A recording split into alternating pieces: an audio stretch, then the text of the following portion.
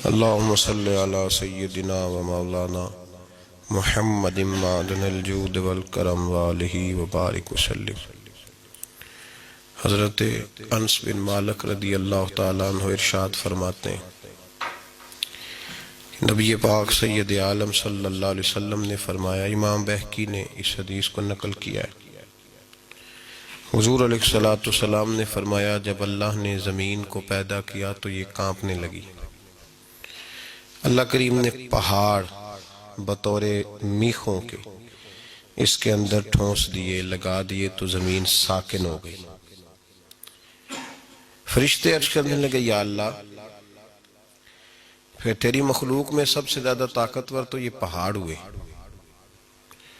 اتنی بڑی زمین کو ان پہاڑوں نے قابو کر لیا ہے اور یہ ہلنے سے باز آ گئی ہے، ساکن ہو گئی ہے۔ جب فرشتوں نے تعجب کیا نا کہ پھر سب سے طاقتور تو یہ پہاڑ ہوئے، تو اللہ کریم نے لوہا پیدا کر دیا، لوہے نے پہاڑوں کو بھی کاٹ ڈالا۔ فرشتے تعجب کرنے لگے، کہنے لگے، یا اللہ، پھر سب سے زیادہ طاقتور تو یہ لوہا ہوا جس نے پہاڑ بھی کاٹ دیے۔ نبی پاک سید عالم صلی اللہ علیہ وسلم فرماتے ہیں، پھر اللہ تبارک و تعالی نے آگ کو پیدا کر دیا، آگ نے لوہے کو پگھلا دیا۔ فرشتے پھر تعجب کرنے لگے کہ لگتا ہے آگ ہی سب سے زیادہ طاقتور چیز ہے، لوہے کو بھی پگھلا دیا۔ رب تبارک و تعالی نے پانی پیدا کر دیا، اس نے آگ بھی ٹھنڈی کر دی۔ فرشتے کہنے لگے لگتا ہے سب سے طاقتور یہ پانی ہی ہے، تو اللہ کریم نے ہوائیں پیدا کر دی جو پانی کا رخ پھیرنا شروع ہو گئے۔ فرشتے اب ٹھہر گئے، پریشان ہو گئے، عرض کرنے لگے، یا اللہ، تو ہی بتا تیری مخلوق میں سب سے زیادہ طاقتور کون ہے؟ تو نبی پاک علیہ السلام نے فرمایا، رب کریم فرمانے لگے، اے میرے فرشتوں، میری مخلوق میں سب سے زیادہ طاقتور وہ شخص ہے، وہ مسلمان ہے جو سیدھے ہاتھ سے صدقہ دیتا ہے پر الٹے کو پتہ نہیں چلنے دیتا، وہ سب سے زیادہ طاقتور بننے والا۔ اگر کوئی آدمی ارادہ کرے نا کہ میں طاقتور بنوں تو وہ اپنی نیکیاں چھپانی شروع کرے، وہ اگر بھلائی کے کام کرے تو ان پہ پردہ ڈالنا شروع کرے، وہ سب سے زیادہ طاقتور بن جائے گا۔ اور سب سے زیادہ کمزور کون شخص ہوگا؟ جو نیکی کرے اور اس کو ظاہر کر دے، جو کسی کے حق میں کوئی خیر کا فیصلہ کرے پھر وہ بتاتا پھرے، پھر وہ سناتا پھرے۔ طاقتور بننے کے لیے نسخہ جو نبی پاک علیہ السلام نے فرمایا، سب کی خواہش ہوتی ہے نا لوگوں کی ہم طاقتور بن جائیں، ہم ایسے لوگ بن جائیں جن کی کوئی مثال نہ ہو، جنہیں کوئی گرا نہ سکے۔ تو محبوب علیہ السلام نے فرمایا، مخلص بن جاؤ، طاقتور بن جاؤ گے، ریاکار بنو گے تو کمزور رہ جاؤ گے۔ تصنع جو ہے نا، بناوٹ، ریاکاری، جلدی سے جلدی نیکی کر کے اس کو ظاہر کرنا۔ صوفیاء یہ کہتے ہیں کہ تو نے سوچنا بھی نہیں کہ میں نے نیکی کی ہے، سوچنا بھی نہیں، نیکی کر کے تو بھول جا، ہاں گناہ کر کے یاد رکھ، اور کوشش کر کے تیرا وہ گناہ تو اتنی کثرت سے توبہ کرے کہ تیرا رب تجھے معاف فرما دے۔ نیکی کر تو اس کو چھپا، اس کو ظاہر نہ کر، اس کا اعلان نہ کر، اس پر توجہ کر۔ تو میرے عزیز یہ یاد رکھیں، اگر طاقتور بننا ہے تو اس کے لیے نیکیاں چھپانی ہوں۔ ہمارے ہاں یہ ہوتا ہے کہ ہماری نیکیاں پہلے تو ہم سے ہوتا کچھ نہیں، باتوں میں رہ جاتے ہیں، بنتا کچھ بھی نہیں۔ یہ جس کو ہم نیکی کہتے ہیں نا، میں مسجد گیا تھا تو میں نے 5 نمازیں پوری پڑھی، تو بھائی یہ آپ پر فرض تھی، یہ کام آپ نے کرنا تھا، یہ آپ کی ذمہ داری تھی۔ جس رب کی صبح سے لے کر شام تک نعمتیں کھاتے ہو، اس کی بارگاہ میں جھکنا بھی تمہاری ڈیوٹی ہے، تو یہ تو ذمہ داری تھی۔ تو اس کو نیکی سمجھ کے بیان کرنا، جی بڑا پرہیزگار آدمی ہے، بڑا خیر والا آدمی ہے، جی بڑی بات، میں نے کبھی نماز نہیں چھوڑی، تو یہ تو تیری ذمہ داری ہے، یہ تو نے کرنی تھی۔ امام غزالی رحمت اللہ تعالیٰ نے لکھا ہے کہ ایک دفعہ اللہ تبارک و تعالیٰ نے حضرت موسیٰ کلیم اللہ علیہ السلام سے پوچھا تھا، موسیٰ میرے لیے بھی کبھی کوئی کام کیا؟ تو عرض کی، اللہ میں نے نمازیں پڑھی، تو فرمایا وہ تو میں نے فرض کی تھی، وہ تو پڑھنی تھی۔ یا اللہ میں نے دین کی نوکری کی، تبلیغ کی، تو رب کریم نے فرمایا تمہیں نبی جو بنایا تھا تو تمہاری ذمہ داری تھی، تو یا اللہ پھر تو ہی بتا تیرے لیے کیا ہے۔ تو فرمایا تجھے چاہیے تھا کہ کسی ایسے بندے سے محبت کرتا جس کے لیے تو صرف میری رضا کے لیے پیار کرتا، اور کچھ لوگوں سے تو اظہار بیزاری کرتا کہ یہ اللہ رسول کے نافرمان ہے، دشمن ہے دین۔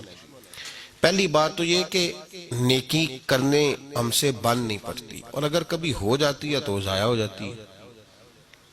جب بتا دیا، جب دکھلا دیا، جب سنا دیا، جب تذکرہ کر دیا، نیکی ایک ذخیرہ ہے، اور یہ وہ والا ذخیرہ ہے کہ جب تک اس پر لوگوں کی نظر نہیں پڑے گی یہ محفوظ رہے گی، اور جب نظر پڑ جائے گی پھر یہ محفوظ نہیں رہے گی۔ دیکھیں نا ہمارے پاس جو مال ہم نے تھوڑا سا رکھا ہوتا ہے بچا کر مشکلات کے لیے، لوگ اپنی اولادوں سے بھی محفوظ رکھتے ہیں، سائیڈ پہ رکھتے ہیں، لوگوں کو پتہ نہ چلے، پتہ چل جائے تو لوگ مطالبہ کرتے ہیں۔ دنیا کا مال لوگ تھوڑا سا سائیڈ پہ رکھتے ہیں کہ نظر پڑ گئی تو ضائع ہو جائے، تو دین کا مال کیوں ظاہر کرتے ہو، کیوں لوگوں کو بتلاتے ہو؟ پہلی بات تو یہ کہ نیکی کریں، نیکی کو کبھی چھوٹا نہ سمجھے۔ فَمَن يَعْمَلْ مِثْقَالَ ذَرَّةٍ خَيْرًا يَرَهُ، اللہ فرماتے ہیں تو ذرے کے برابر بھی اگر نیکی کرے گا تو قیامت میں وہ نیکی تیرا رب تجھے دکھائے گا۔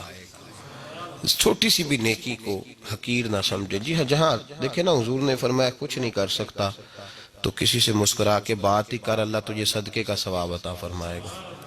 پہلی بات تو یہ کہ نیکی کو حقیر نہ سمجھے۔ بہت ساری نیکیاں، بھئی ایک بندہ بیمار ہو گیا اس کی تیمارداری کرنی ہے، لوگ بڑا چھوٹا سا کام سمجھتے ہیں نا، بڑا چھوٹا سا کام ہے نا۔ ایسے گزر رہے تھے، گجرا والا جانا تھا تو رستے میں کوئی ایک دو مریض تھے تو تیمارداری کر لی، خبرگیری کر لی، بڑا چھوٹا سا کام ہے نا، لیکن میرے نبی پاک علیہ السلام نے ارشاد فرمایا یہ اتنی بڑی نیکی ہے جب تو کسی بیمار کی تیمارداری کرنے جائے تو یوں سمجھ لے کہ اللہ کی رحمت کا دریا بہہ رہا تھا تو اس میں غوطہ لگا کے آیا۔ اتنی بڑی نیکی ہم نے تو بڑا معمولی سی بات سمجھی ہوئی تھی، یعنی غوطہ ہی لگ گیا، یعنی کانوں کے اوپر تک، بالوں کے اوپر تک اور پیروں کے نیچے تک رحمت ہی رحمت حاصل ہو گئی۔ تو پہلی بات تو یہ کہ نیکیاں ہاتھ سے جانے نہ دیں۔ جس حد تک صحابہ لالچی تھے، اولیاء اللہ لالچی تھے، کس بات کے؟ نیکیوں کے، نیکیوں کے لالچی تھے، کوئی نیکی جانے نہیں دیتے تھے، کہتے تھے کوئی خیر کا کام میرے ہاتھ سے رہ نہ جائے۔ نبی پاک علیہ السلام نے ارشاد فرمایا جب تو جنازہ پڑھنے جاتا ہے تو اگر تو جنازہ پڑھ کے آ جائے تو تجھے 1 قرات اجر ملے گا، اور اگر تو دفن میں بھی شریک ہو تو اللہ 2 قرات اجر عطا کرے گا۔ تو صحابہ نے کہا حضور یہ قرات کیا ہے؟ تو کلومیٹروں پہ پھیلا ہوا ہے احد پہاڑ۔ نبی پاک علیہ السلام نے فرمایا جتنا یہ احد پہاڑ لمبا ہے اتنا 1 قرات ہوتا ہے۔ اتنی بڑی گٹھڑی اللہ نیکیوں کی دے گا۔ اب اردو میں گٹھڑی ہے، پنجابی سوکھے نانگے، ایڈی پانڈ دے گا اللہ نیکیوں۔ ہم نے اب جنازہ، بھئی کیوں نہیں پڑھا جنازہ؟ کیا مصروفیت؟ نیکی کو چھوٹا سمجھ لیا۔ نیکی کو کبھی حقیر نہ سمجھے، نہ کبھی گناہ کو چھوٹا سمجھے۔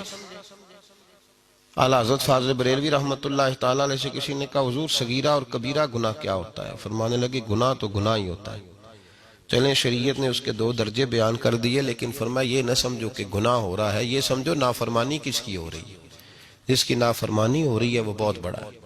اور آپ نے لکھا ہے کہ جو منافق ہوتا ہے وہ گناہ کو ہلکا جانتا ہے، کہتے کیا ہو گیا، کیا بات ہو گئی، ذرا میں نے کسی بندے کا دل ہی توڑا ہے نا، ذرا ترش بات ہی کی ہے نا، ذرا تھوڑی سی بھبتی کسی ہے نا۔ اور اگر مومن ناراض ہو گیا، نہ نیکی کو چھوٹا جانو اور نہ گناہ کو۔ اگر مومن ناراض ہو گیا، بھبتی تو کسی تھی، ذرا تھوڑا سا طنز ہی کیا تھا۔ حضور نے فرمایا من اذا مسلمن فقد اذانی، جس نے میرے مسلمان کو تکلیف دی اس نے مجھے تکلیف دی، اور جس نے مجھے تکلیف دی اس نے میرے رب کو تکلیف دی۔ تو نے وہ جو چھوٹا سا کام سمجھا تھا وہ تو بہت بڑا ہو گیا، بہت بڑا ہو گیا۔